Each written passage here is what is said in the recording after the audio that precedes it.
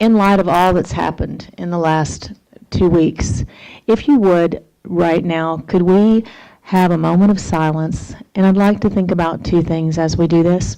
First, for George Floyd and his family and all that that stands for right now in this nation, for those who are hurting, for all the years of oppression that people are feeling, just to think about that. And then secondly, I'd like for us to think about our law enforcement officers. There are bad, I hate to use the word apples, but there are bad apples in every organization. And 99.9% of the first responders who stand in the front lines and protect us every day are men of integrity. And so if we could just think of both sides of this right now and think about our community and think about the peace and the love of Jesus Christ and how we can all live through this together and come out on the other side even better than before.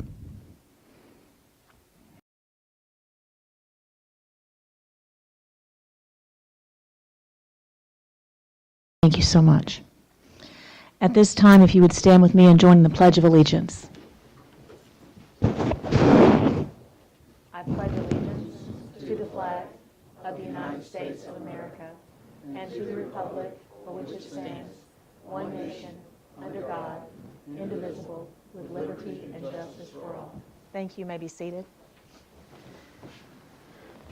Sorry, the flag sort of disappeared back there. I couldn't find it. I could see the eagle on the top. For the mayor's report tonight, I wanted to start out by, I was thinking of all the graduates. As many of you know, I was a teacher for many years, and I just wanted to speak to all of the graduates in Bay County and all across Florida and the country tonight, anyone who might be listening. We're all so proud of you, and especially here in our county, this group of seniors, they've been through so much because people have told me before, let's don't talk about Hurricane Michael anymore. I will never stop talking about Hurricane Michael because it's a part of all of us, and our children have been through so much because of it. So any of the seniors who are listening tonight, please know that the city of Lynn Haven, I know I speak for all the staff, all the elected officials, we are so proud of you, and we're so proud of the teachers, and we wish you well, and we do hope that a graduation ceremony is on the horizon before too long. And I'd also like to extend on behalf of the city our sincerest condolences to the family of Mr. Jimmy Marshall. Many of you know Matt Marshall. He's been very instrumental in helping with charitable work in the city, especially since the storm. And I know he'll probably be mad at me for saying this, but he's, of course, helped the police force with the K-9 unit. But he also very generously donated $25,000 to our Hurricane Relief Fund right after it was started and helped many families with that. So I wanted to thank him for that publicly again. And then finally, as part of the Mayor's report, I'd like to recognize the many emails that I received from the people who live in the area of Mowat Highlands. I did read all of those emails, did hear what you had to say, and I did not respond because most of the emails were written to all the commission, and because of the Florida Sunshine Laws, I just didn't want my email response to get into a thread of emails. But I did read those, and I am listening to what you had to say. And finally, I received a call today thanking me from the League of Cities, the Florida League of Cities. And right after the hurricane, I was appointed to the Florida Board of Mayors. And it's been indeed a great honor to be on that board. My term is coming to a close, and I spoke with them today with Scott Dudley with League of Cities. And I'd just like to publicly talk about the Florida League of Cities and how much support they gave to me as a new mayor, how much I learned by going to those events. And I'd like to say to any of the mayors who might be listening tonight, how much I benefited from your mentorship, the way you lifted me up, and the way that you have called and spoken to me, not only after the storm, but in months following through many days of turbulence that I've been through with you as mayor. And the Florida League of Cities is a great organization. So thank you for honoring me by allowing me to be on that board, and thank you to all the mayors in the state of Florida. That's all I have. Commissioner Perno? Thank you, Mayor. Excuse me, Commissioner Perno, I forgot one thing, if you don't mind. I'm sorry. I did receive a wonderful card from the Lynn Haven Heritage Society thanking the commission, the mayor, and the city staff for the support for the McMullen Library renovation. So I'll just leave this here to share with everyone if you'd like to read it. Thank you. I apologize, Commissioner Perno. Go ahead, please. Mayor. Mayor, thank you for your report, and I echo everything you just said. And The only thing I have to report is that I attended the Compassionate Friends Walk to Remember, and they're really working on on their part of Kinsall Park down there, and it was actually wonderful to attend. It was very moving, and I last reported that there was a TPO meeting, and the proposed route, I erroneously said it was going to Aberdeen Loop. It is, the route runs from June 1st to September 30, and it runs from the Panama City Mall up Jenks Avenue into North Shore and up into our industrial park. So that's the new route for the route number 10 for the trolley. So that's all I have. Thank you, Commissioner Perno, and thank you for that work on the TPO. We all appreciate that very much. Commissioner Aldridge. Thank you, Mayor. It has been a couple busy weeks for all of us. We do get your emails. We do read your emails, so I agree and want to concur with the mayor here. We do go through every one of those, and we take every one of them seriously, or at least I do. I can speak for myself. Your citizens, it's your money that pays the taxes here, and we do listen to you, so I do want to say that from the start. But I also want to say, I'm sure City Manager is going to speak about this a little bit. She has been harping on it, and part of that's because I keep saying, hey, harp on it. But we've been getting money coming into Lynn Haven. A lot of people don't understand maybe. We were having a hard time getting some funds coming in. But we have shaken enough bushes, I think, in Tallahassee and with the feds that they're finally breaking some money loose. So I want to thank our staff. I want to thank the commission. I want to thank the city manager and our mayor. It's been a team effort. Everybody's worked, but we're pulling together and we're starting to see the fruit of our efforts of money coming in. What's money mean? It means our stuff being fixed, putting Michael behind us, which I think every one of us wants to do. So that being said, we're moving forward. I'm thankful for every one of you being here tonight, and that's all I have, Mayor. Thank you. Thank you, Commissioner. Commissioner Russell. Thank you, Mayor. I want to start off, by addressing the issue with Mr. Floyd. Obviously, we're all, very upset with the loss of his life. And after that happened, I reached out to the mayor and also the police chief to see what the city of Lynn Haven is doing about it. I wanted to make sure that our police officers were properly trained, and I've been assured that they have gone through training to make sure something that happened elsewhere will not happen here in Lynn Haven. But I also wanted to make sure that as a commission, we were giving them the equipment that they needed, for their protection. And I was assured by the city manager and the police chief that they're doing everything they can to make sure it doesn't happen. I personally have not done everything that I can to make sure it doesn't happen, and I want to make sure everybody understands that while I'm not a racist and I'm a fairly good person, from now on, if I see anybody that does something that they shouldn't be doing, I will call them out. And I think that all white people need to do that to make sure. I'm sorry I get upset about that, but anyway, thank you for listening to me on that. On another note, I had Mark Sheldon, the mayor for Panama City Beach, kindly offer me a tour of City Hall and the PD of Panama City Beach. I would highly recommend this commission to go out there and look at that. And I'll go into the detail a little bit more on that, an item down the list. But that's all I got, Mayor. Thank you. Thank you, Commissioner Russell. Commissioner Tender. Yes, I've had a busy couple of weeks, mostly all with code enforcement issues. And I've spent time talking to the city manager about it, and I've even asked her if we could get something on the agenda to discuss cracking down. We've got to get tighter, in my opinion, on this. I know of one resident that had an issue 3 years ago, April, because it was the very first thing I took on. And not one thing has been done. The house still looks the same. Matter of fact, it's gotten much worse in the last 3 years. And it's not just about safety. This person's half of their house fell off in broad daylight while the neighbor was watching. It just fell off. They live in a neighborhood that property goes for over $500,000. And they can't sell their property. Who wants to look at that? This person has come up with every excuse known to mankind why he can't do it or why he says he's going to do it, but he doesn't do anything. I feel that we need to get something where we can make more happen. We just got to be able to make it happen. We have so many homes. I have a route now that I travel to go check on everybody in the code enforcement thing that I'm dealing with to see if anything has been done. And I understand we have people dealing with insurance. I don't think we should bother those people really. But some of these homes were like this before the hurricane. It's been years. And it's not fair to the neighbors. It's not fair to anybody that has to drive by and look at this with the top part of a house falling off. And they don't even pick up the lumber that falls. It just amazes me in a very negative way. But anyway, that's what I've been doing this last couple of weeks, is going around and seeing if they're really doing what they say they're going to do. A person's only as good as their word. If they say they're having open heart surgery, don't believe them necessarily, because I've seen that's not true. Anything not to have to take any action.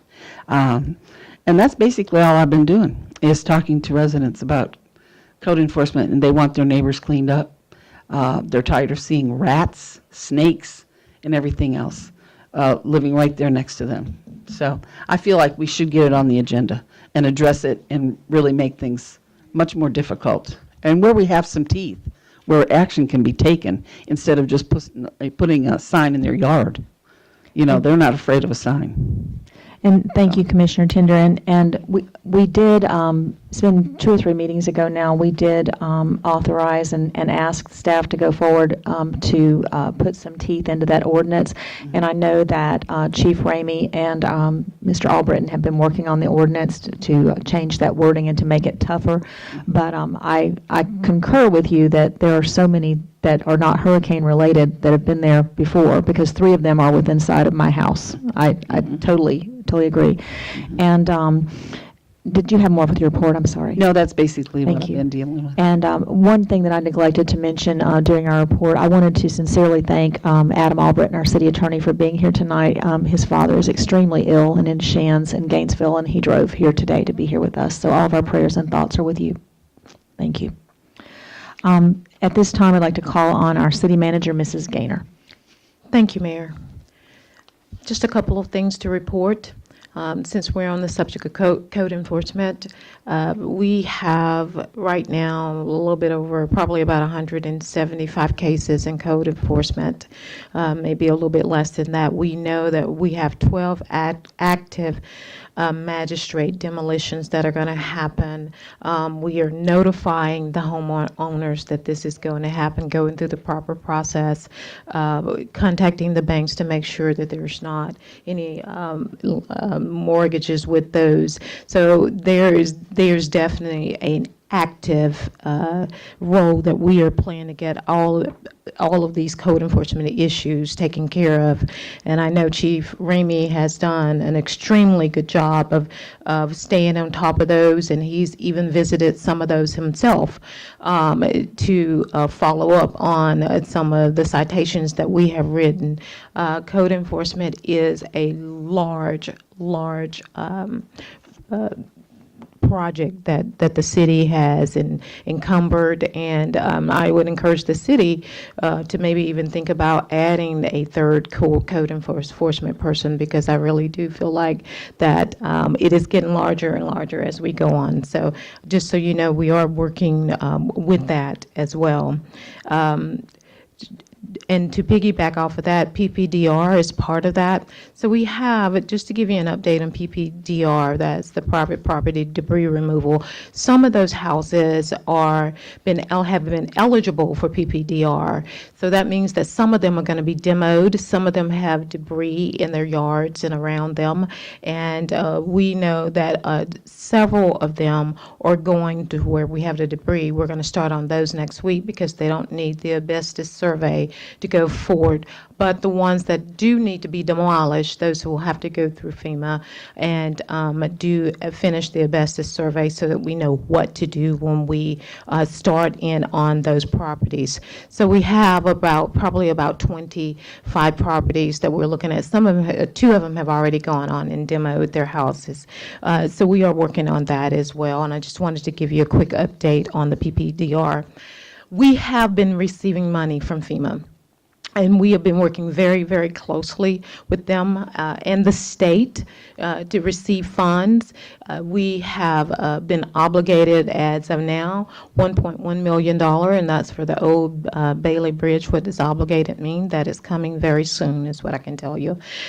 In terms of the state, there was some additional out of that $25 million from the governor's office. We are getting ready to receive about $531,000 from the state for into our operating budget. That is for loss of revenue, and so that's where that will go. We continue to work with them on all of our projects. We have probably about 8 projects in the queue as we speak, and we're working very, very diligently to get those projects. Many of those projects are building related, park related, so that once we spend the money, and with some of the projects that are 428, we just need to be able to show that we may spend a certain amount of money and be able to draw that money down very fast. We also wanted to just talk a little bit about COVID and what the city is doing and how we're kind of going to transition back into help working and keeping our staff safe. As you know, the lobbies are still closed. We are doing business as usual. We're doing a lot of business and keeping things going. We look at hopefully maybe opening up the lobby sometime the first part of July, and so that we can give the residents who maybe need to talk to some of our staff a little bit more face-to-face. We are going to open up the basketball courts.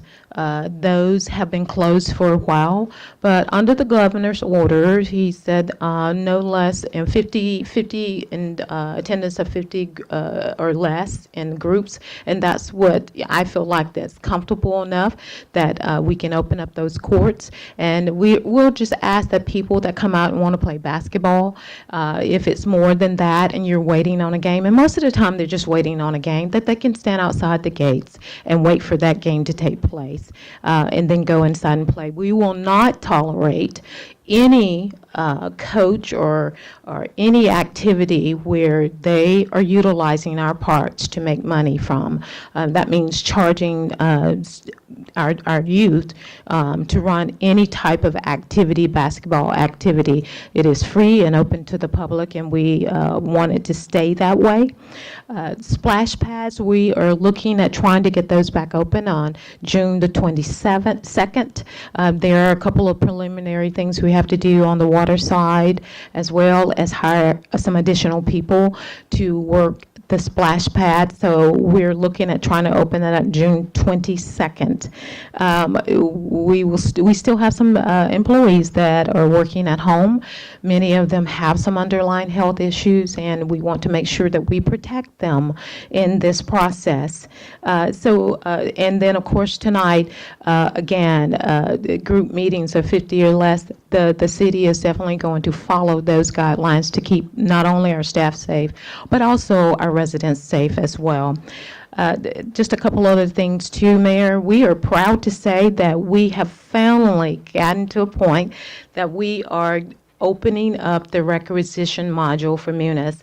And I want to give Shannon Scribner and Graham Neves a hand in making sure that that module has been opened up. So now that a PO does not have to be started by one person. It can actually be started at that department, and it goes through the system. And we're moving toward paperless society is what we're doing here. And I think it's a great way to track things. So I want to thank you guys for working very diligently to make that happen. And the city, again, is just going to continue to move more technology as time goes on. And then lastly, I did have a email from a pastor here in town that asked that we come together as a community and pray, and also have some type of forum that we can talk about racism, that we can come together as a community and decide that we are going to be the change and not complain about the change, because everyone has a part to play. We cannot get any further unless we all come together as one. And I do think that this is important. I think that people are hurting and people feel oppressed. And I feel like that if people come together, not only our pastors and our community, we come together and we talk about these things, and we understand that we all have different differences and we come from different backgrounds, but we always want to be on the side of right. So that's my report, and I thank you, Mayor. Thank you so much. We appreciate that. Moving to item number 6 would be the city attorney's report. Mayor, no report other than I would ask that this commission and the public keep my family in their prayers. Thank you. Absolutely, we will, and we'll be thinking of the judge. Item number 7 is public commentary. I'd like to welcome everyone to the meeting. If you have something that you would like to say, you're welcome to say it at this time. We try to stay within a 3-minute time frame, and we have a clock set up for that purpose. If you would prefer to wait until we're discussing a particular item, you can also speak to the commission at that time as well. So I would now open the floor to the public for any commentary on any subject. And I notice, Mr. Baker, that there are people outside. Are there anybody that you think were waiting maybe for public commentary? Would you mind asking them if they were waiting for that? Just, I don't want to okay. Go ahead. Hi, I'm James Bishop. I live at 1225 Dundee, and I'm here to talk about the proposed for the Plantation Phase 2 project. We're still having water retention problems in Mowat Highlands. Water doesn't flow there because the ground's too flat and the drainage is not sufficient to get rid of the water in the neighborhood. This additional is going to push over water additional to our area where we've already lost half the trees. So any flood plan that was made previously, if you don't have those trees there drinking that water. They can't hear in the back. Closer? Yes, they cannot hear in the back. Any flood plan that you have currently is out of date because you don't have a flood plan that says half the trees are gone. It's just gonna make a bad situation worse. Also, I would like to point out that they failed to place a sign at the access points to the property. Thurso Road in Mowat Highlands is the access to this portion, and they never put a sign there. I know because I drop my grass there every week for the trash man to come pick up. So I'd just like to bring up those couple of points. Thank you. Thank you so much. Is there anyone else? Yes, ma'am.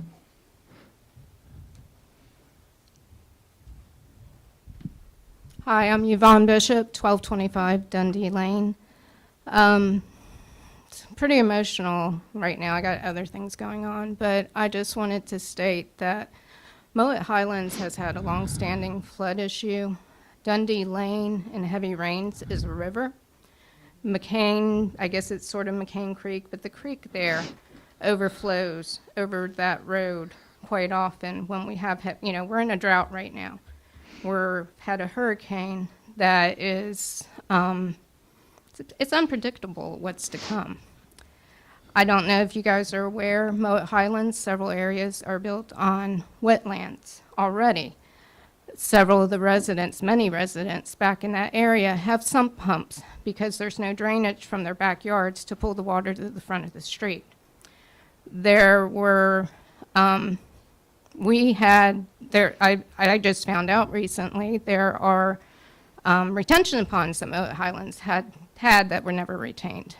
What's the word I'm looking for? Maintained. And there's just a lot of flooding issue, and to add 84 units losing trees. I mean, 80% of our large trees are gone.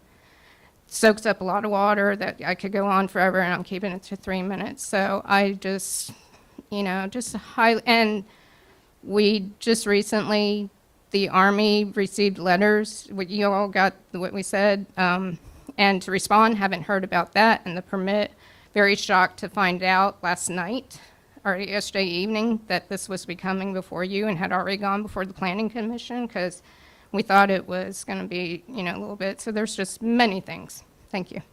Thank you for coming. Is there anyone else? Yes, ma'am. Can you hear me with this mask on? Sure. However Okay. you're comfortable is fine. Okay. My name's Cindy Jeffrey. I live at 1227 Dundee Lane, right next to Yvonne and Jim Bishop. My house is on the corner of this side road, so I know for a fact and I'm out in my yard every day, there was never anything posted for access to this new proposed development. But I've already submitted my comments and concerns. I'm the one that bombarded all of you with emails last night. You found it this morning when you checked your email, and I do apologize for that, but it was very much last minute notice to us that this was occurring. So I'm not going to reiterate everything that I've already said in my emails. I'm hoping in the future, near future, I'll have time to do all my reiteration then. But one thing I do want to say is that I have 327 names here of residents in Mowat Highlands. Residents who have comments, concerns, questions about this proposed development, and the majority of them actually oppose this development. They deserve to be heard. They should be given the opportunity to present their comments, their concerns, have any questions that they have answered. And so we feel like we're kind of being blindsided by not letting them have that opportunity before a vote. And we were told that like a vote was going to be occurring. So I'm asking that we be given the opportunity to voice these concerns prior to any vote that y'all may be encountering for this proposed development, to give approval on your end of it. The other thing is I've already also submitted letters to other agencies. I've sent pictures of the flooding and the issues that residents in Mowat Highlands are having. There's two main concerns that you're going to find out when you listen to folks from Mowat Highlands. The common thread is going to be traffic concerns because of the increased traffic, and then the flooding concerns because of the wetlands no longer being in existence. The majority of them will be filled in. Plus, that area will be built at a higher elevation. So there's an awful lot of concerns that I think y'all need to hear from the residents in Mowat Highlands. And so I'm told that the traffic on 389 is a county problem. Well, I'm going to be getting in touch with the county commissioners about that. But the issue that will involve the city of Lynnhaven is the traffic in Mowat Highlands itself, coming down that side road, because that's one of two entryways into this new subdivision. So all that traffic coming out and going to the entrance of Mowat Highlands. So my letter described everything that I have for concerns about that, and all the traffic on 389 with the three developments, the townhome development, Mowat Highlands, this new proposed subdivision, and I didn't even mention, I don't think, the one across the street from them. That's an awful lot of cars coming in and out of there, because nowadays most folks have two, if not three or more cars. I'm going to take the conservative route and go with just one or two cars. So with that townhome development and right next to Mowat Highlands, you've got anywhere from 74 to 148 cars coming in and out of there. You've got Mowat Highland vehicles. This new proposed subdivision, 84 residential subdivision, you've got all those vehicles coming in and out of my side road. I call it my side road. I've just done that for 20 years. And then going out the entrance. Gridlock on 389 is going to be an issue. It already is in the mornings during normal times. You look at what 390 looks like from the intersection of 389 and 390 going down towards Derby Woods and down towards Transmitter, car after car after car. So the bottom line is I ask that you please give us a chance, give us a separate forum to voice our concerns so we can be heard before a vote from this council is deemed approval, disapproval, whatever, for the project. Thank you. Okay. Thank you so much. Anyone else? And we appreciate you bringing the signatures on behalf of the others as well. Anything else for public commentary on any topic at this time? Did I get everybody from outside too, Bobby Baker? Okay, thank you so much. Okay, then we'll move on at this time from public commentary to the consent agenda, which just has one item tonight. It's the approval of the minutes from May 26th. Is there a motion for approval? So moved. Second. There's been a motion and a second. Any discussion of the minutes? Any from the public? There appears to be none. Mrs. Gaynor, would you please call the roll? Commissioner Russell, Yes. Commissioner Perno, Yes. Commissioner Aldridge, Yes. Commissioner Tender, Yes. Mayor Anderson. Yes, so the minutes stand approved.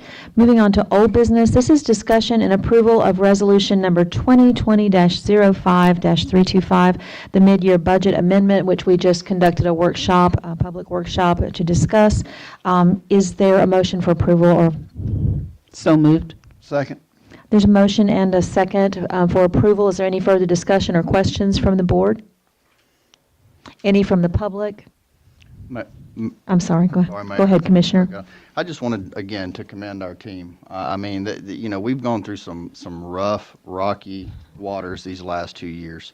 It's the twilight zone in the world right now, and yet our finances are staying pretty calm and pretty steady.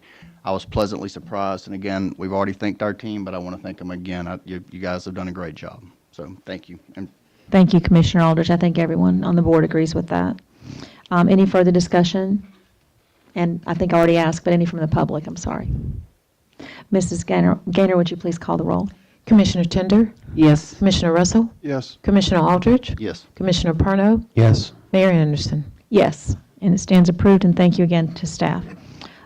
New business, item number 10 is the discussion and possible approval to amend the city fixed asset policy 2012-EX9. Mrs. Gaynor, did you have any discussion for that? Mayor, it's just a change that the auditors recommended to us. Right now, our fixed assets are at $1,000. The auditors recommended to be in line with the state as to move it to $5,000. Is there a motion? I'm sorry. So moved.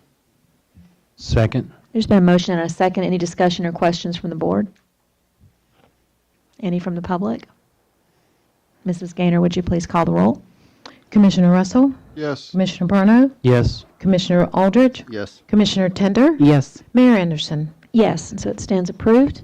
Moving to item number 11, this is discussion and possible approval of resolution number 2020-06-328, extending the declared state of emergency due to the coronavirus disease COVID-19 from June 2nd through June 8th, which is in retrospect as we look back over the past week, and by ratification. Is there a motion for approval?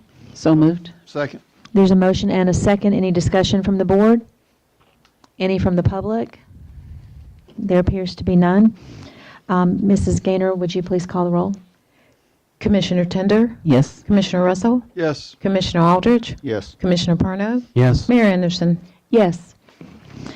Item number 12, discussion and possible approval of resolution number 2020-06-329, which would extend the declared state of emergency due to the coronavirus disease for an additional 7 days.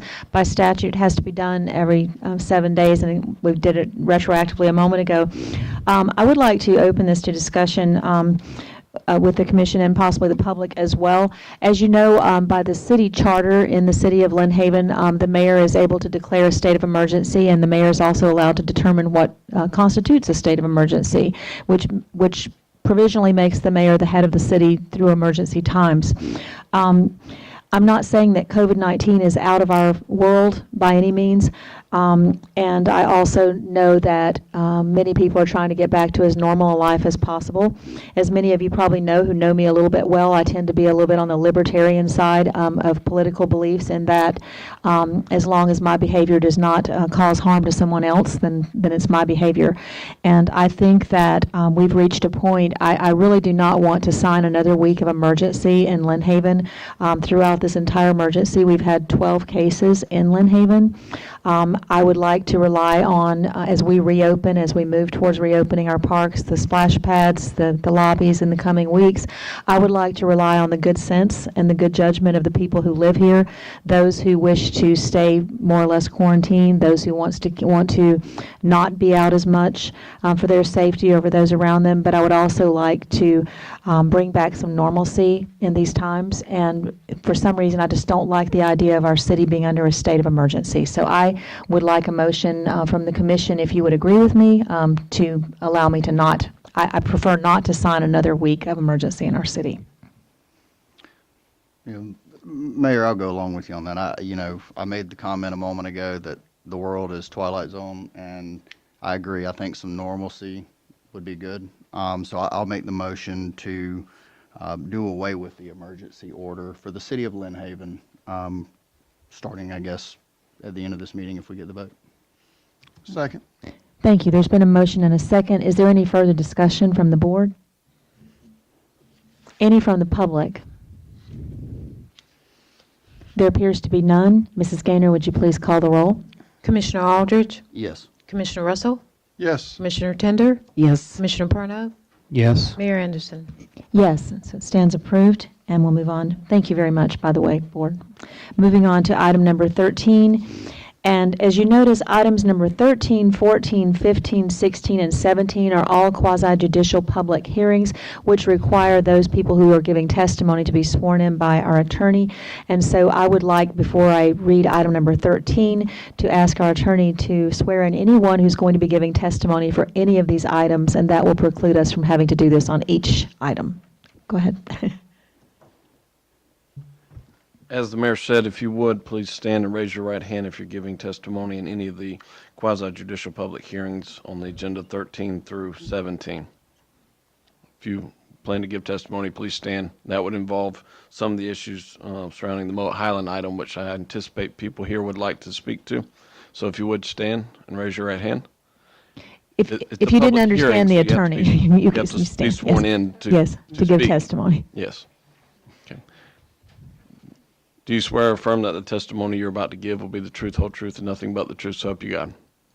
Okay. And when you come up, I'll just ask that you state for the record that you've previously been sworn in, and then you can give your testimony.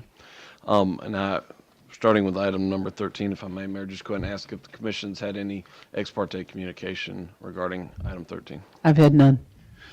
Yes, I've actually, I've met with Chris Forehand with Panhandle Engineering. I've met with Bobby Baker. I've also met with the city manager. Can I ask, that doesn't include conversation with residents that live there, does it? Or does it? What the ex parte is asking is if you had any communication with the applicant outside of I've had none. a meeting. I've had a conversation with Chris Forehand of Panhandle Engineering, just a question and answer type conversation. Yeah, I spoke with engineer Chris Forehand about some of the flooding issues and stuff, so yes.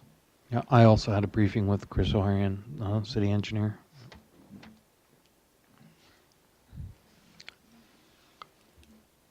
I'm sorry, item number, I'm just standing here looking at you. Item number 13, discussion and possible approval of the preliminary plat submittal for Andrews Plantation Phase 2, CR 389, County Road 389. And this is our planning director, Miss Amanda Richard. Go ahead, please. Thank you, Mayor. What we have here first on the agenda is the application for preliminary plat approval for Andrews Plantation Phase 2.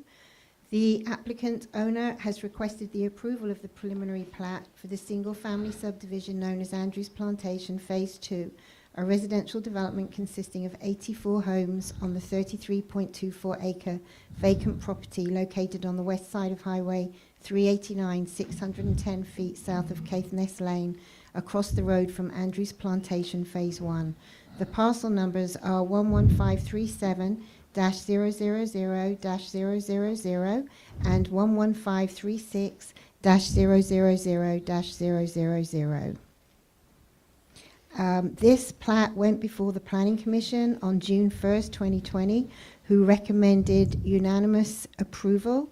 The preliminary plat has been reviewed in accordance with city and state requirements and has been found to be in compliance. The stormwater facilities, homeowner association areas and common areas will be privately maintained. This plat was public noticed in the News Herald newspaper on May 15th and May 30th, and was also on the city's website. Thank you. Is there a motion from the commission? I'd like to say something. Because Or this is do we have to? a public hearing, let me just ask a question of the Okay. attorney. May I allow discussion from the board and the public without having a motion on the floor first? Or do I need a motion for discussion? I don't think a motion for discussion is necessary. I think if it would, I think we can have a brief discussion because it is a quasi-judicial hearing among the commission members, and thereafter we can make a motion and open it up to the floor, because if there is no motion and no second, it dies. So I think we can have a brief discussion to make sure that everybody understands what Ms. Richards presented, et cetera. Thank you. Go ahead, Commissioner Tender. I was ready to make a motion. You can ask a question, or you can go first. I'd like to ask the commission if we could consider actually having, whether we have a meeting somewhere else or a workshop or whatever, to give these folks the opportunity to speak, whether it's at the garden club, somewhere where they can all be in attendance if they want to be, before we make this plan. And the only issue with that, Commissioner Tender, is that for us to meet, we'll have to, I mean, I have no problem with calling a special meeting, but we would have to call a formal meeting of the commission so that we are all in attendance, or at least a quorum in attendance, and to be in the sunshine, to follow the Okay. Florida sunshine laws. Did you make the motion? Uh, Or do you want? You go ahead. Mayor, if you don't mind, through my email conversations with residents of Moet Highlands, a lot of concerns have been addressed to me. I think a lot of the concerns are not in the purview of the city of Lynn Haven, but I think they have a right to speak. So I'd like to make a motion that this commission have a workshop. I'd like to include in that motion that we have the workshop at Lynn Haven Elementary's cafeteria. That's, I think, our biggest room we've got to allow for the people to be able to come. So that the motion I'd like to make, ma'am. And do you have a second that. date in mind? Whatever date is convenient for the city manager to calculate. So if you could just put that, will that count, what he just said, as being part of the motion? Yes, I would ask that the motion maker, if would make it as it pertains to both 13 and 14, because they pertain to very substantially similar issues, and that, that the motion can be that the city manager can determine the time and publicly notice it, et cetera. Okay, so I'll restate the motion then. Mayor, I'd like to make a motion that the commission have a workshop for the Andrews Plantation Phase 2 under line items 13 and 14 on our agenda to be held at the Lynn Haven Elementary School cafeteria at the earliest convenience to the city manager. And I'd like to add in the evening. In the evening. Is there a second? Second. So there's been a motion made that we have an additional public hearing, which will be, the date and time will be determined. It will be in the evening if we should approve this. Is there any further discussion from the commission or anything else that you want to add to the motion before we? There appears to be none. Anything from the public? Mrs. Gaynor, would you please call the roll? Commissioner Russell, Yes. Commissioner Tender, Yes. Commissioner Parno, Yes. Commissioner Aldridge, Yes. Mayor Anderson. Yes. And so that does stand approved. So all of you who are here from the Moet Highlands area, if you would just kind of stay tuned, and we'll make sure we get that publicly up on the website when that date will be. So good luck to you all. Moving on to item number 15, which is the quasi-judicial public hearing, discussion and possible approval of the replat portion of Parkview Townhomes Phase 1, plat 17th Street, and this again is Ms. Richard. And Mayor, I would ask for disclosure of ex parte communication on the part of the commission, and just note that Ms. Richard has been previously sworn in. I've had none. I've had none. I've had none. I've had none. I've had none. Thank you, Mayor. This is a replat of Parkview Townhomes Phase 1's final plat. So Phase 1's final plat was approved previously. I'll read this through in just a moment, but I just wanted to kind of make it clear for everybody that there was a Phase 1 which has been constructed now, and what's following next on the agenda is a preliminary plat and then development order application approval for a Phase 2. What the developer would like to do is tie in Phase 2 to Phase 1. So there's one big shared central stormwater pond. And so what that's going to entail is a replat of a certain portion of the Phase 1 plat. One moment, Ms. Could someone in the outer foyer ask the people who are having conversations to go ahead and step out or bring it to order back there? Thank you. Go ahead, Ms. Richards. Yes. So if it's not clear once I've read this, if anybody has any questions, I'll try and clarify for you. So the applicant owner has requested the approval of a replat for a portion of the townhome subdivision known as Parkview Townhomes, a residential townhome development consisting of 50 homes on the 5-acre vacant parcel, which was a vacant parcel, is being constructed on now, on 17th Street across from Cane Griffin Park, parcel number 11591000000. That's the original parcel number because it's been split up into lots now. The request is for the approval of a replat of the final plat that was approved and recorded for the construction of the 50 townhomes and accompanying infrastructure in 2019. The townhomes are currently being constructed, and the plat is being requested for a small portion of the original plat located in the southeast corner of the plat. That portion is identified on the recorded plat as Homeowners Association open space, but will now be part of the right-of-way connecting this original Phase 1 development with the proposed Parkview Townhomes Phase 2. This replat has been reviewed in accordance with city and state requirements and has found to be in compliance. This was advertised in the News Herald May 30th, 2020, and went to the Planning Commission last Monday. Brad Harris was supposed to be here with a Mylar. I'd asked him to come and bring a Mylar because when it's a final plat, you all have to sign off on the Mylar. So I asked him to bring a Mylar for this replat with him to today's meeting, and I'm not sure that he's here. So if he isn't, then if you approve it, I'll have to kind of track him down and get that to you all. Okay, thank you so much. Is there a motion for approval or discussion? Or So moved. Second. there's been a motion and a second. Is there any discussion or questions about the replat portion of the Parkview Townhomes Phase 1? Yes, ma'am. Go ahead. I wanted to know, sorry. You said this is for 50 new homes? No, ma'am. This is just This is a replat. This was already approved in 2019. But what's coming up next on the agenda is a Phase 2, which will be another 50 townhomes. Currently, the road comes in off 17th Street, and it kind of dead-ended. It was a hammerhead. Do you remember all that talk about the hammerheads? Oh, yes, I remember that. And then the stormwater pond was on the left-hand side. Okay. So the little hammerhead on the left was a homeowners association open space. But what he would like to do is with Phase 2 is going to be right next door to Phase 1. And so he would like to have them connected so that you could drive up, around, and it'll have 2 entrances and exits, and the stormwater pond enlarged, and that will remain in the center. But in order to do that, he has to change the original plat because there needs to be a road where it said homeowners association. Okay. And I don't know if this is the right time to ask this question, but has a traffic study been done on that area? No, because I don't know that that's a failing road. We don't have level of service anymore. We don't have proportionate fair share because we have our multimodal mobility fee. So no, I don't believe a traffic study has been done on that area, no. But I could find out the numbers for you if you wanted me to, of what they currently are. No. For every home that he puts on there, he has to pay an amount to the city that the city can use for infrastructure improvements on roads, widening of roads, extra trolley stops and trolley services. It can be used for anything that moves people in Lynn Haven. Thank you. Are there other questions or comments from the commission? Any from the public? There's been a motion and a second.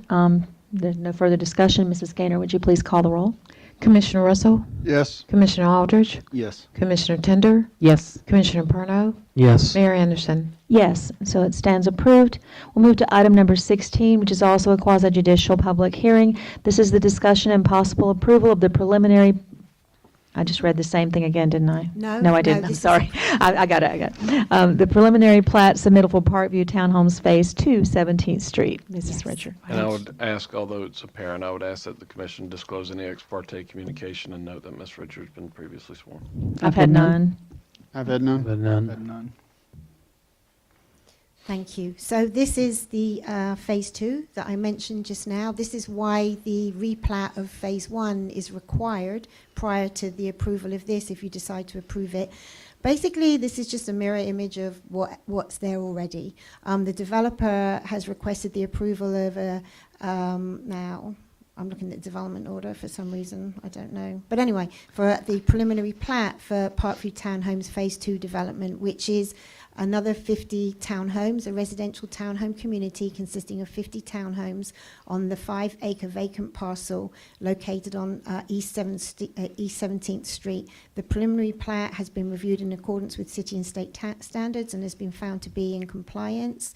The stormwater facilities will be privately maintained, and this was advertised in the News Herald on May 15th and May 30th. Thank you. Is there a motion? So moved. Second. Just one. Second. There's been a motion and a second. Is there any further discussion or questions? Any from the public?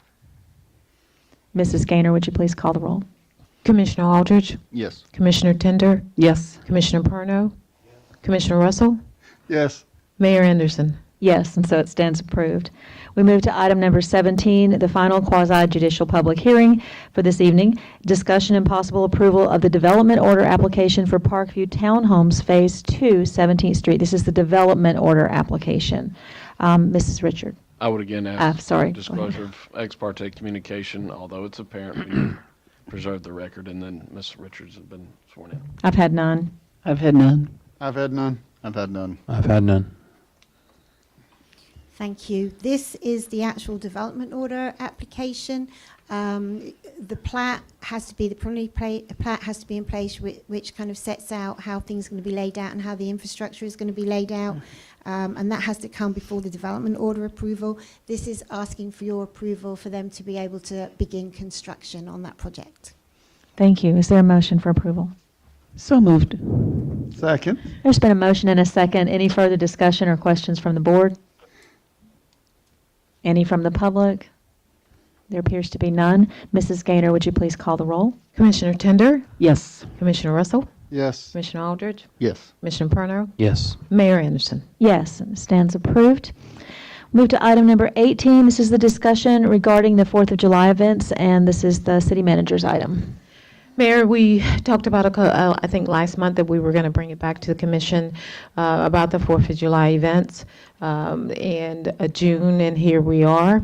I have talked to staff and met with other city officials throughout Bay County, done a little research on the 4th of July events that are going on throughout the state of Florida. Most of them are canceled. I feel like that at this point, to have thousands of people out on the sidewalks for a parade is just not in the best interest of the city. So I am asking that we go on and cancel the 4th of July parade for this year, but continue with the fireworks. And we were thinking of a drive-in fireworks where people would stay in their cars. They could still watch the fireworks. We're going to move the fireworks out a little bit further in the bay, so lots of people will be able to see them. You can actually see them now because there are no trees in Lynn Haven. We also would open up the Bailey Bridge where there could be golf carts that people would stay in their golf carts to watch those. And we're just asking people, if we do the fireworks, to stay in their cars throughout the Lynn Haven area to watch the fireworks. That would begin at 9 o'clock. It would normally begin. We probably open it up about 8 o'clock for people to get in and get settled, and then begin the fireworks at 9 o'clock. Thank you. Well, I've already had a discussion with the city manager as well as the police chief with my views about the 4th of July events, and they are diametrically opposed to what the staff has suggested, but I will refrain from any comments and let you join in with what discussion you have. But I'm in total disagreement with the plan, so. If I may. I had a conversation with the city manager about this, and it kind of made sense to me in the sense that if you can't get anybody to be in the parade, what is there going to be to watch? And it was my understanding that Mr. Husfeldt felt very opposed to having his school bands and things of that nature. Do you want to bound on that end? Yes, or- and so right now we have a total of 10 people who have decided to be in a parade, and people are just at this point still very hesitant about coming out and being in large crowds. This is something that the governor has asked us to stay away from, large crowds. And that means that if we try to solicit people, yes, there will be lots of people that will be in very close quarters for a parade. That also means that my city staff and lots of residents will be at risk because they will be out being in contact with so many different types of folks that we don't know who is and who is not. And I think to keep not only the residents safe, but also our city staff safe, this is what we should do this year. I have more concern over the fireworks having to stay in the car. If you have a 3, a 7, and a 10-year-old in a car for more than 15 minutes, and I can assure you, one, if not all three, are going to have to go to the bathroom somewhere. I mean, they're going to be getting out of their Yeah. cars. So we do have a plan in place. The PD and fire department have a plan in place that you can sit on your cars to watch it. You just can't Okay. group in a big group somewhere and sit out in big groups to watch it. We feel like that at Kinsall Park, this is a golf cart community that people can, that big field, we can utilize that to put our golf carts there. That won't hurt our lines that are coming through. And then we have the dog park. We have so many other places that they will be able to park around to watch the fireworks. So we feel like that they'll have access to bathrooms, but it's like you will be with your own family. You can get out of your car and sit on top of your car and watch them, but not in large groups. Mayor, could I? Yes, please go ahead. You know, I understand where the mayor's coming from because, you know, I love 4th of July. It's probably my favorite holiday. There's no responsibility. You eat hot dogs and blow up stuff at night, right? It's a good time. On the flip side, we live in crazy times, and I know that there's a lot of people that's just uncertain right now with their health and with some other issues. And as much as I love 4th of July, and I do, Mayor, I really do, I just don't know that we should not put it off 1 year. I think that for safety measures and the items that have been brought up before us, as in if we have 10 people in the parade, that's going to be a fast parade. You know what I mean? And I would respectfully say we haven't advertised we were having a parade, is why we only have 10. sure, and I can't dispute that. I'm just saying, given the crazy times, the shaky times, I don't see it as a bad thing to put off the parade for a year. I'll stop there for now. I don't know if any other commissioners want to say anything or if the public, but. Mayor, if I may. Please go ahead, Commissioner Russell. While I too mimic your sentiments, I hate the fact that that we're talking about not having a 4th of July parade. That being said, I understand. I have an 86-year-old grandmother at the house that won't leave the house because she's scared. I've also had residents tell me we need to cancel the fireworks as well because they're concerned about that. I've been assured by the police and the city manager that they've got that under control. So as much as I don't want to do it, I think we should abide by the city manager's recommendations, personally thinking. Thank you, Mayor. Yes, of course. If I can Commissioner say Tindall. something else, there is the opposite to what we're saying too, to look at it that way.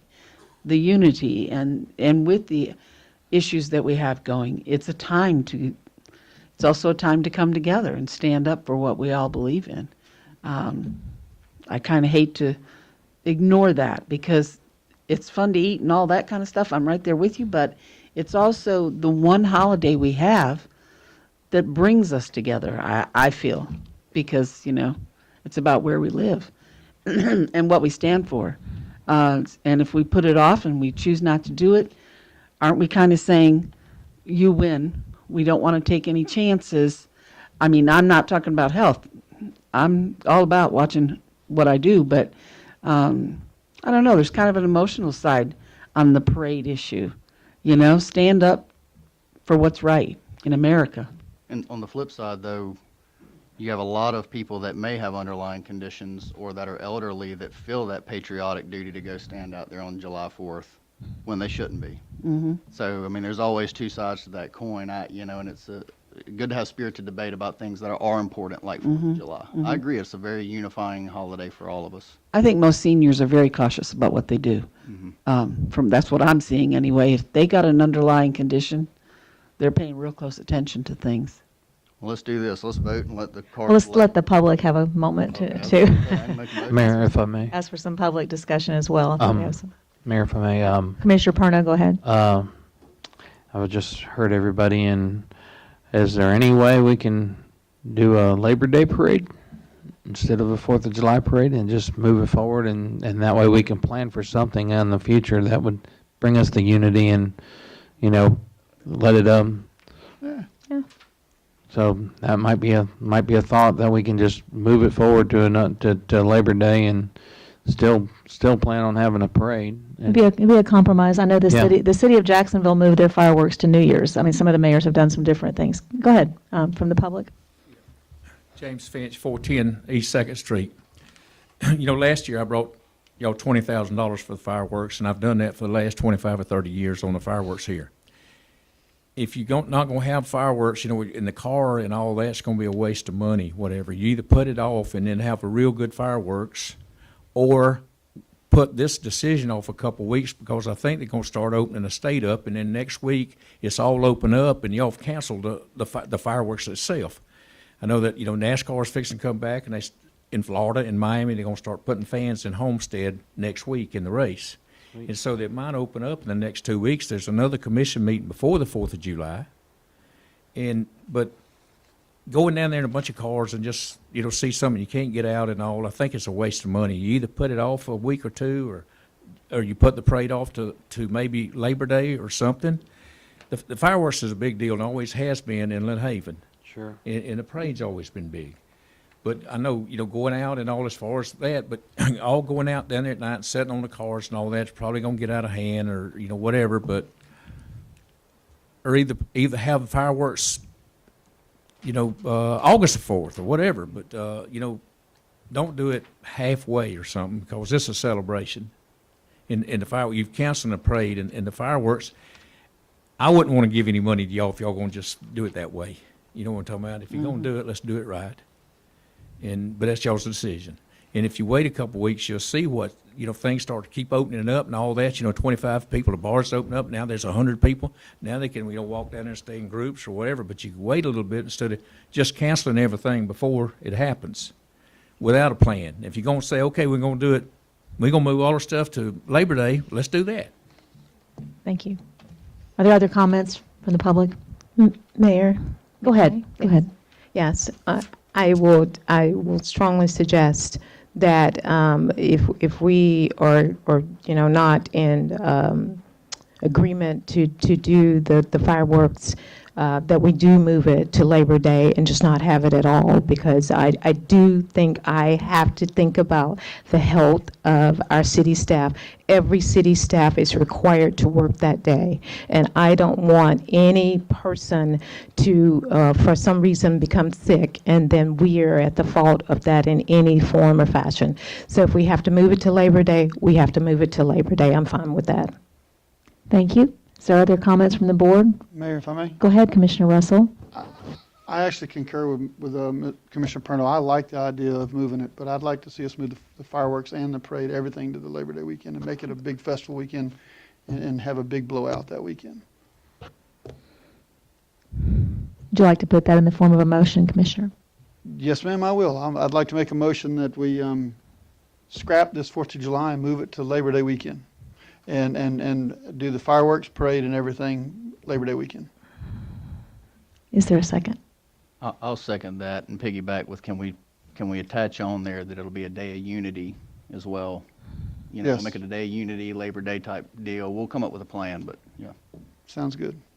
That way we could still do red, white, and blue. that's right. So there's been a motion and a second. Is there any further discussion from the board? Is there any from the public? And before I ask Mrs. Gaynor to call for the roll, I do want to reiterate that I meant no disrespect at all to the city manager nor the city staff, but I still vehemently disagree with this decision. Mrs. Gaynor, would you please call the roll? Commissioner Russell? Yes. I can't remember who seconds. Me. Commissioner Aldrich? Yes. Commissioner Tender? Yes. Commissioner Parno? Yes. Mayor Anderson? Yes.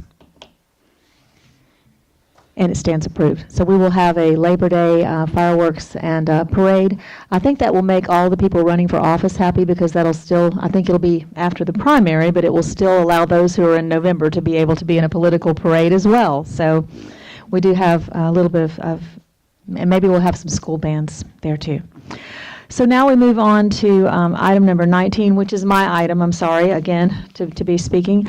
But this is a discussion regarding the planning and construction of municipal facilities. And after the last two, I have kind of a prepared paragraph that I wanted to read to you that after the last two city commission meetings and having listened to the presentations of the architectural and engineering professionals and others, it has become apparent that there are alternatives to consider which could ultimately be fiscally better for the city of Lynn Haven. I greatly appreciate the efforts which have been made thus far, and this is in no way meant to diminish those efforts. In my opinion, however, after reviewing the proposed costs from the workshops in excess of $40 million juxtaposed with the approximately $18 million with which we have to rebuild, I would like for the commission to have the city manager and staff to consider reviewing these alternatives and to generate a solicitation to see what else qualified members of the public might have to offer for the rebuild of the city as it pertains to both cost and quality, and to begin work with our city attorney to prepare such a solicitation. And I brought an example, excuse me, I'll pass these down. This is a copy of, I'm going to sip of water, I'm sorry. This is a copy of a solicitation in today's News Herald. It was in the ads section, which the school board put out, which is similar to what I was proposing. And this is the Bay County School Board announcing that construction management services, CM, will be required for the 3 upcoming projects. And they list their Fine Arts Center, their Haney Technical Center, the Tyndall Academy. And then they quote the Florida statute, which says the selected firm will establish a pre-construction services agreement at a guaranteed maximum price with an established completion date. So I just wanted to point this out that the school board is doing something of what some of the alternatives might be for this.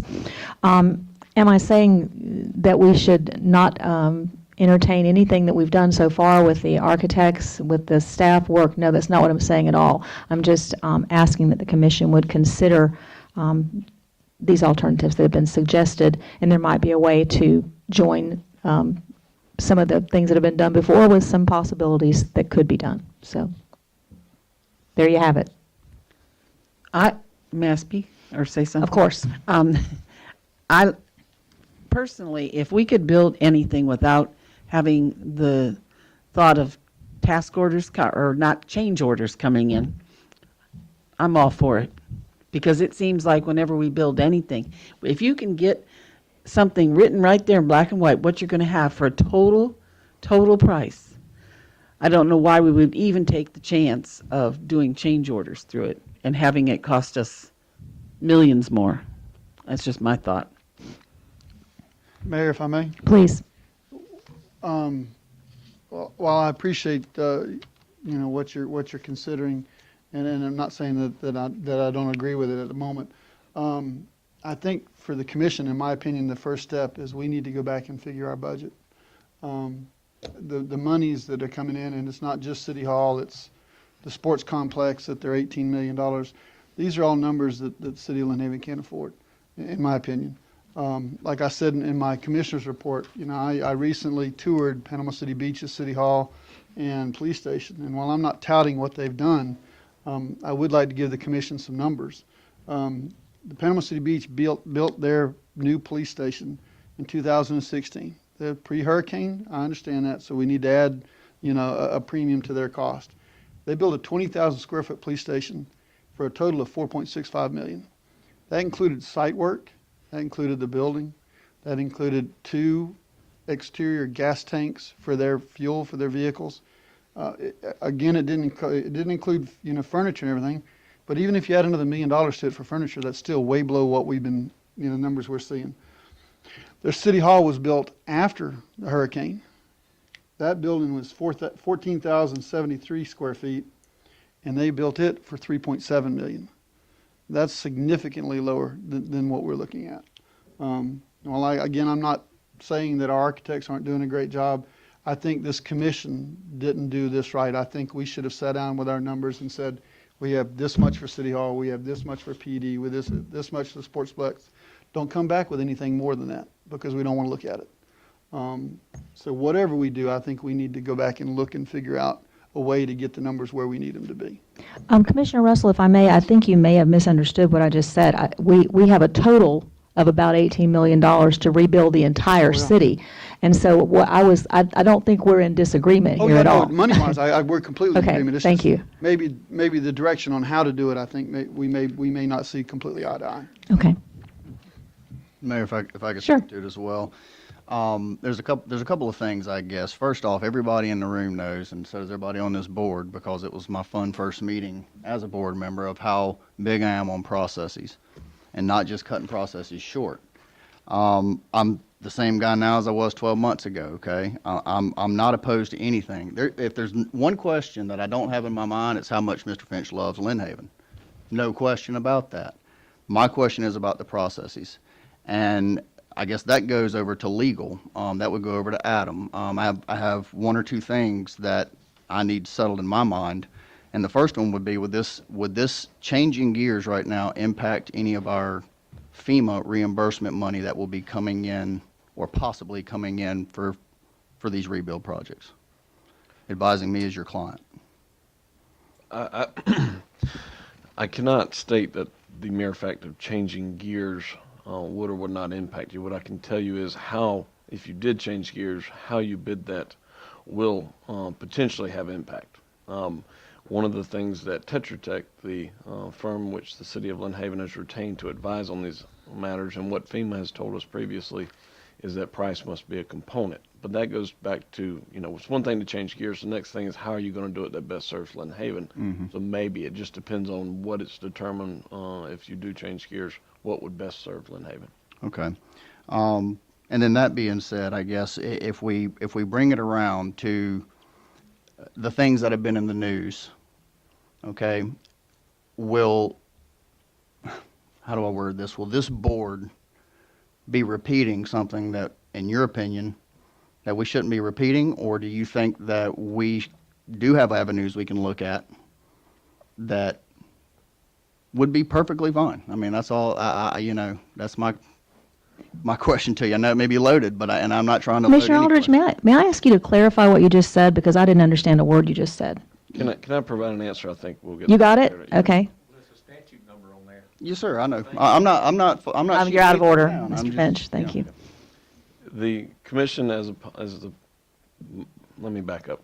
My job as the legal advisor is to tell you when you can and cannot do something. If the commission, as the policymaker, I can't tell you whether or not this is a good idea. That's not my job, and it's not within my purview, and the public didn't entrust me for that part. The question before the commission, or before me as I perceive it, is, can this commission change gears? And certainly, they can change gears. Now, whether that is in the best interest of the city, that is your call. There is FEMA considerations, time constraint considerations. There's a million different things, but that is something I simply I cannot answer, because I'm not elected to sit in your seat or anybody else up here.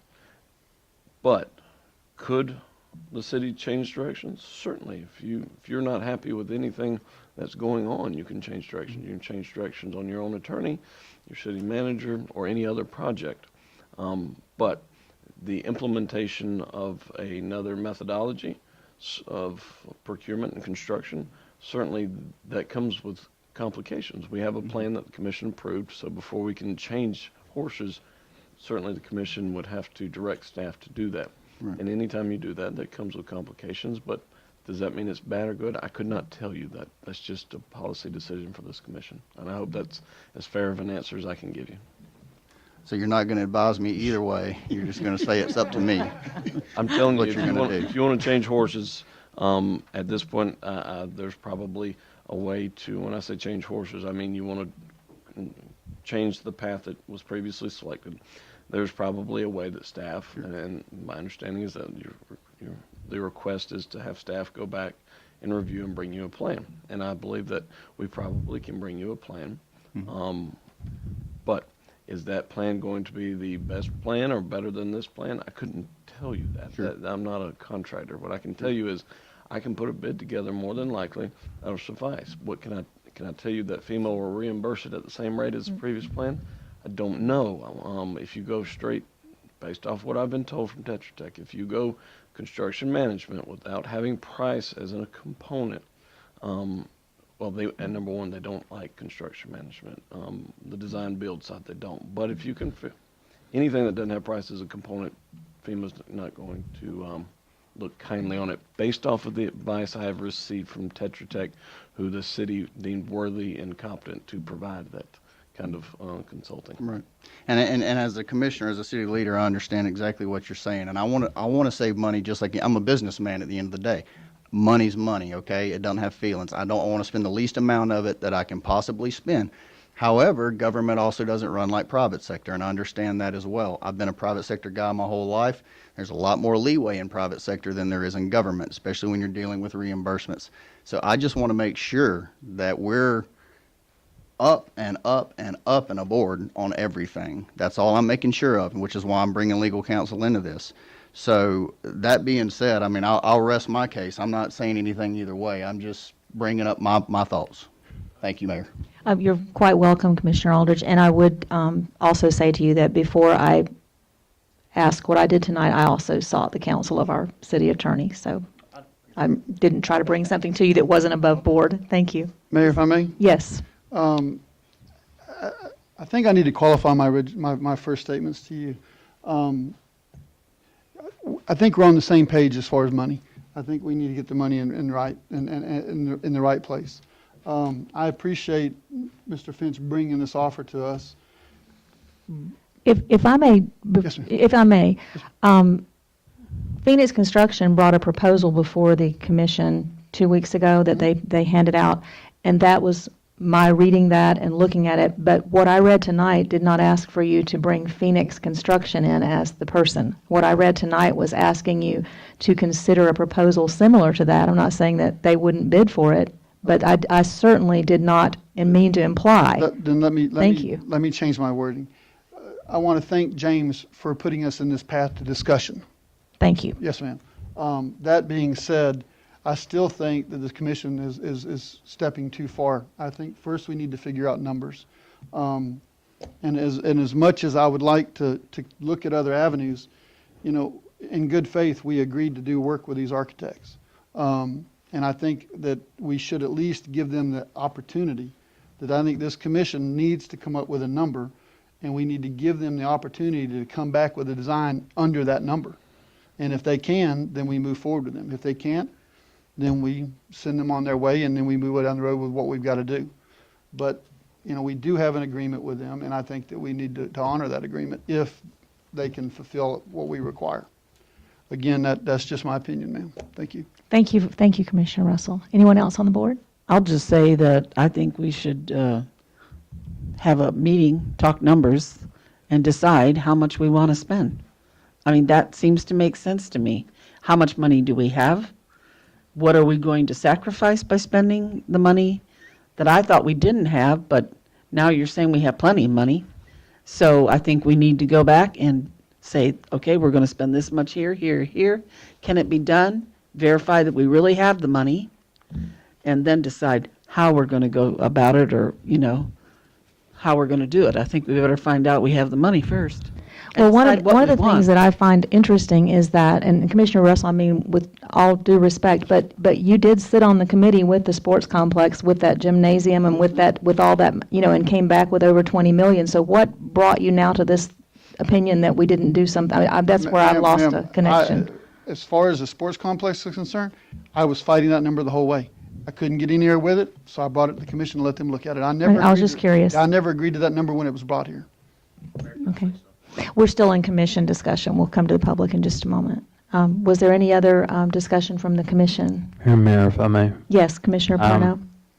What we're kicking around here is exactly we've got to come up with a number, a dollar amount per square foot, and hold our architects to the fire on what we've got to do. So we've got to decide on what that number is going to be, $300 a square foot or $200 a square foot, whatever. When you build a house, you want to build it by the square foot, and that's what we've got to look at. So we need to go ahead and do that, and like Dan just said, bring it back to the architects or go on out, and if we can't make it work, we'll go to an RFQ or whatever we got to do to move the project along. But we've got to make that decision and just sit on that number and then see what they come back with. So that's how I feel. Thank you. Thank you, Commissioner Perno. Is there any further discussion or question or motion from the commission on this I item? just have a comment to make, and that is something that Commissioner Perno just said. We also have to consider if we were to go with Phoenix Construction over there by Walgreens, we have other things we have to consider. What happens to all this property here? And what are we going to do? Can we turn it around and make money on it? Obviously, or are we just going to turn the whole darn thing into a parking lot? I think that's something that we need to consider too. I think we would have to decide not to and then go to an RFQ, right? That would be something, it's a whole different way of bidding. Is that correct? This, I've got several people that I'm seeing in the public who want to join the discussion, but I want to let the commission make any further comments that they have to make before I do that. That's all I have. That's my perception. Okay. I would open it to the public for any comments that anybody has at this Mayor, time. could I just make one clarifying Yes, you may. comment, and then I'll shut up. As much as this commission has acknowledged and appreciated Mr. Phoenix Construction's previous proposal, we are not discussing accepting that proposal. I thought I clarified that twice. Me Thank too. you. I just want to make sure that I'm clear, and that's been the advice I've given the commission the entire time. Thank you. Now from the public, is there any discussion? Mr. Finch, go ahead. I come up here and offered the deal, and where I've come to since then was trying to say, hey, don't give me the deal. Open it up to everybody and see if you can get the best deal. But if you go construction managed with a guaranteed maximum price, there'll be no change orders. You sit down and you get it. Those architects, when I looked at the plans and all that, I seen the police station had a $400,000 kitchen in it. I seen the police chief had a suite and showers and all that, and I said, it's got to be a lot cheaper than that. But first of all, the city didn't say we got $5 million, we got $10 million, so everybody went crazy on it. And it's kind of like a man and his wife hunting a $200,000 house. And the real estate guy takes them to a $500,000 house and a $600,000 house. Well, they screwed up then for life on a $200,000 house. But on a construction management, you sit down, you arrive at what you do, and this doesn't cost the city a dime. No architect fees or anything, because the construction manager is going to have to pay that architect. And he's going to have to come and sit down with the city and show them what they can get. And when they sign off on what they're getting, there is no change orders. It's a guaranteed maximum price. When he signs up, he's not going to sign. I won't sign up till y'all sign up that, yes, that's what we're going to build. We're going to build this, and we're going to have a $20,000 kitchen instead of a $400,000 kitchen and all that. But the construction management goes so much faster. You know what I'm talking about? You can go in and say, okay, you can arrive at a price, guaranteed maximum price. Then you can start the slabs, you can start the site work and all. But on that property I proposed was not moving the city hall from here. I proposed to build a police station and an EOC on the property and give the rest of the property for y'all whatever. I proposed to build a library and media center right over here, take down this building here and take down the library, which solved a bunch of y'all's problems. But it was 3 buildings on another piece of property with additional property left over. But I wanted y'all to say, okay, we're going to go out. I don't want you to give me the deal or whatever. It's the thing. And if I finance the thing for 20, 30 years, I'm not going to be able to spend the money. But there was over $4 million worth of architect fees in that damn thing. And you can build the baseball park back for less than that with just those fees. So the architect should go and jump with these contractors that's going to try and get this construction manager to say, hey, let me work for you. Let me design this thing.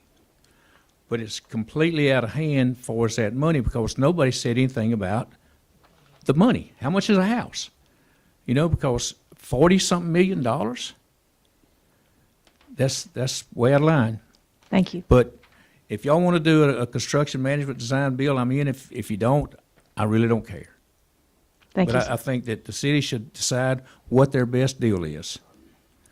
And the best deal is not what's proposed. Thank you. Is there anyone else? Yes, sir. Go ahead. Joe Sorcy, 2361 Foxworth Drive.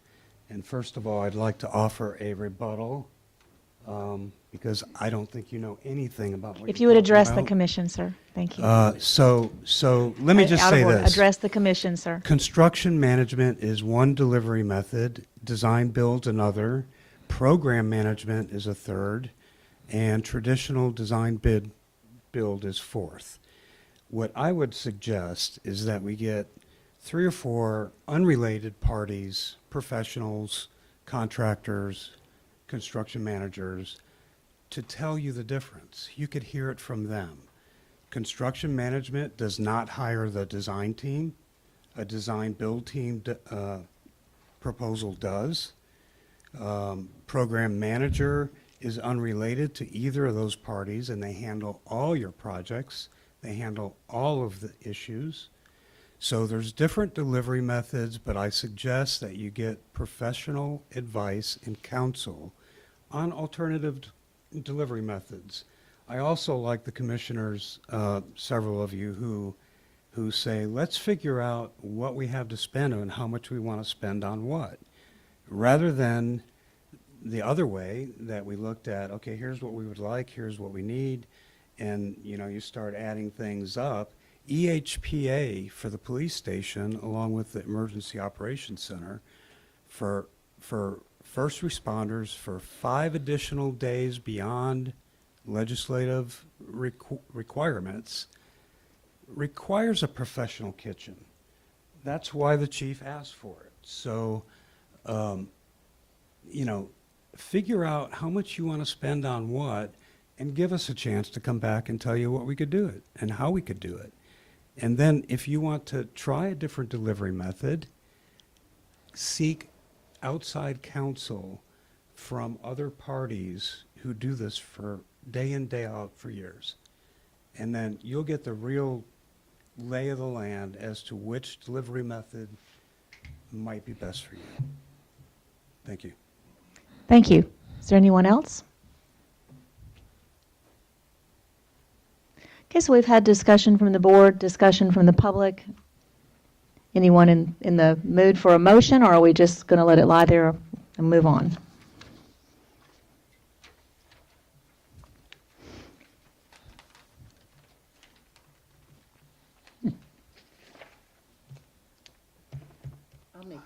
I'll make a motion. I'd like to make the motion that the commission get together and talk about money, how much we want to spend on what. And I'm not even opposed to looking at the delivery methods with a professional attorney. I mean, well, not that you're not professional, but I thought when he said outside, he meant other than right here. But, and get the opinion, get that opinion to delivery methods. Mayor, if So, I may, I'm perfectly capable of discussing the delivery options, and I think one thing we didn't talk about is this design team is the design team. They're not the building side, so somehow we got to have a delivery option if we were to continue on the same route, which I anticipate that they would make that recommendation if we kept with them. That'd be fair, Mr. Sourcing. So I can certainly discuss and go over all the different types. That's really the minuscule idea of how much money you want to spend, and whether or not you want to change horses, I think would be the question that you have to address right now. Mr. Albritton, if I could also insert to anyone who thought differently, although I am the mayor, I also have a master's degree in literature and language, and I have read all the delivery methods, and I understand them perfectly well. So thank you. I haven't read them. I just wanted to clarify. I'll be more than happy to talk to anybody here and provide definitions. That's a fairly simple issue we can accomplish. So Commissioner Tender was starting a motion, and you said that we should meet, but that'll just mean we need a workshop, because obviously we can't all go sit at the coffee shop and discuss this, so we'll need a time. I'll just make a motion that we need to get together and agree on the amount of money we want to spend and how much money we have. Simple chalkboard stuff. This is how much we have. This is what we want to spend. And on what? Is there a second to that motion? Or do you want to reword the motion or make us suggestions? We just need to. My question would be, does the motion mean that we're going to have a workshop? I don't know. I haven't heard what the motion is yet. Why don't you rescind your motion? Let me make it. I rescind my motion in the sake of dinner. Mayor, I'd like to make a motion that the commission have a workshop to go over the amount of money that we have to spend on the different projects that we have to complete, and that the commission come up with an outline of how much money we're going to spend on each facility to direct the design team on what to do. Thank you, Mayor. Thank you. Second that motion. There's been a motion and a second. Is there any further discussion from the commission? Any from the public? There appears to be none. Mrs. Gaynor, would you please call the roll? Commissioner Russell, Yes. Commissioner Perno, Yes. Commissioner Aldridge, Yes. Commissioner Tender, Yes. Mayor Anderson. Yes. Can I ask one question? I know you're ready to go. I know I am. Oh, we're fine. Yes, you may ask a question. Go ahead, I'll allow it. The way that Commissioner Russell just worded that, I want to make sure that it's not worded in a way that we don't have any options for delivery methods. I think Because I he think it said was just a first design. step. I think Okay. it was a first step, is the way I understood it, Mr. Albritton. Yes, when we're talking delivery options, again, if this conversation never came up at some point in the future, Mr. Sorcy and his team and the other design firms would have to come back to the commission and say, this is what we plan as the overall expense, and here's how we suggest going about procuring the people that have the talent to actually build it vertically or horizontally, technically, too. So the methodology used for procurement of the actual contractors is going to be a discussion no matter what.